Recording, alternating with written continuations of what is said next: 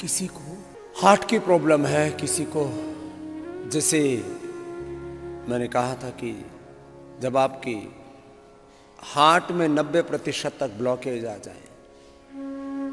अब देखो, कुछ ऐसे रोग हैं जिनमें डरा देते हैं कि अब तुमने पेस मेकर नहीं लगवाया तो कभी भी तुम्हारी मौत हो सकती है।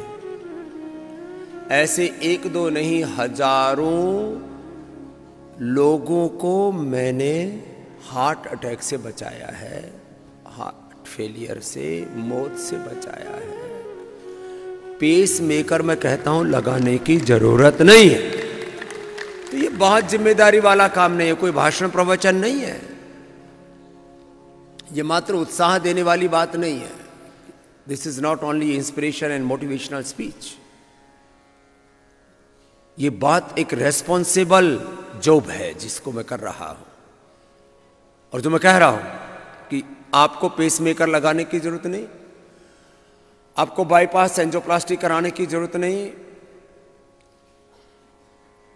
हार्ट के पेशेंट्स की 5-7 बड़ी समस्याएं हैं।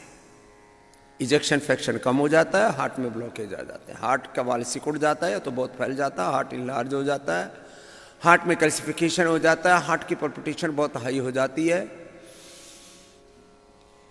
150 पौनी 200 तक पहुंच जाती है हार्ट की पंपिंग, हृदय का स्पंदन। ऐसी समस्त परिस्थितियों में यह भस्त्रिका प्राणायाम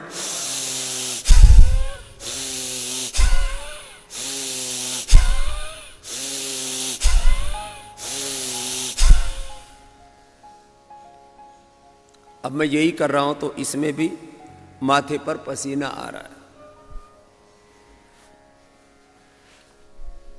अब आपको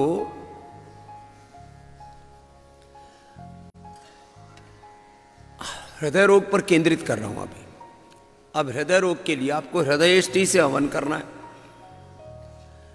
हृदयष्टि से गूगल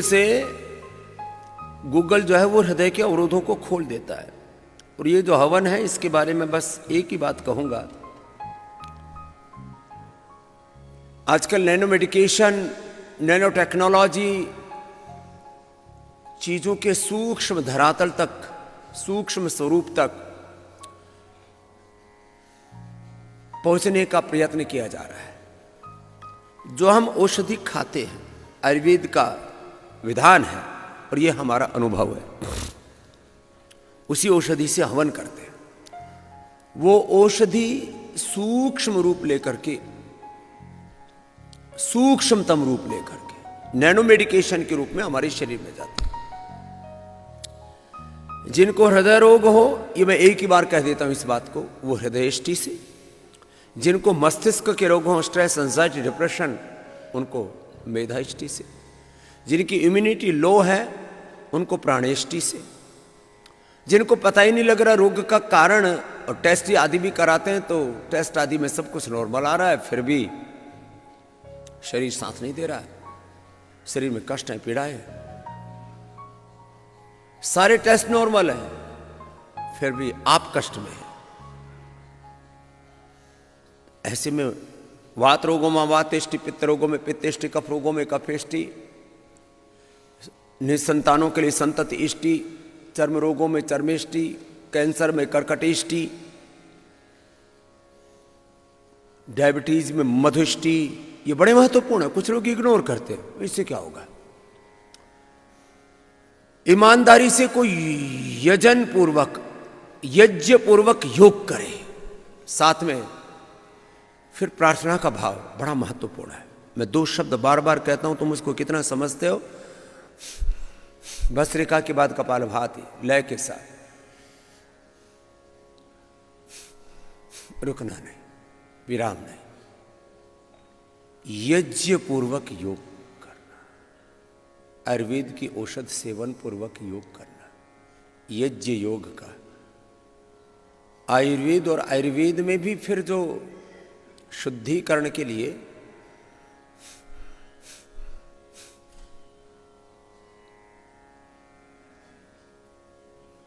पंचकर्मा, षटकर्मा, ये और ये सब पंचमहाभूत चिकित्सा, ये सब आयुर्वेद का ही हिस्सा है। आयुर्वेद में ना आयु को बढ़ाने वाला ज्ञान, विज्ञान, साधन, प्रक्रिया, पद्धति, उपाय, आयु को बढ़ाने वाले उपाय, आयु को बढ़ाने वाला ज्ञान, विज्ञान, साधन, साधना, आयु को बढ़ाने वाली जो प्रक्रिया है वही आयुर्वेद। तो आयुर्वेद में भी योग सन्निहित है। आयुर्वेद में पंचकर्म, षटकर्म और पंचमहाभूत चिकित्सा ये सब सन्निहित। यदि योग की बात की जाए तो योग में सारे सनातन सत्यों का, स्पिंड और ब्रह्मांड के शाश्वत सत्यों का संयोग है। योग में संयोग है सारे श्रेष्ठ सनातन वैज्ञानिक सार्वभौमिक सर्वहितकारी दिव्य तत्वों का।